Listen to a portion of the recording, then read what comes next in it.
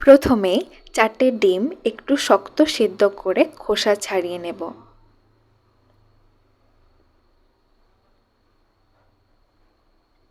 এবার ডিমগুলো একটু মোটা গোল চাকা চাকা করে কেটে নিয়েছি।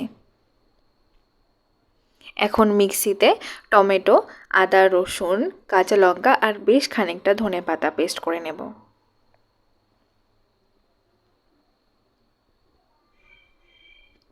এবার কড়াইয়ে তেল গরম করে ফোড়নে দেব গোটা জিরে আর শুকনো লঙ্কা। বেশ খানিকটা কুচনো পেঁয়াজ দিয়ে বাদামি করে ভাজব।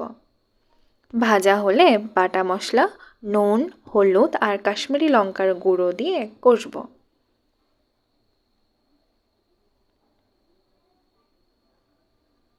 মশলা থেকে তেল ছাড়লে ডিমগুলো দিয়ে হালকা হাতে নেড়ে চেড়ে লো ফ্লেমে রান্না করব কিছুক্ষণ।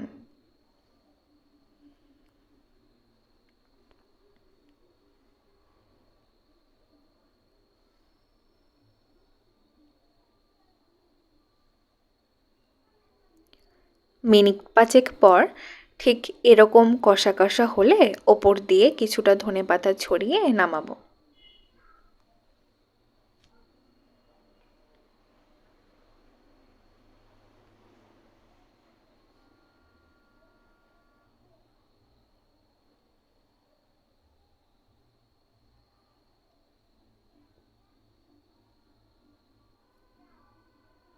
রুটি হোক বা পরোটা, দুটোর সঙ্গে এই ডিমের কষাটা কিন্তু জমে যাবে।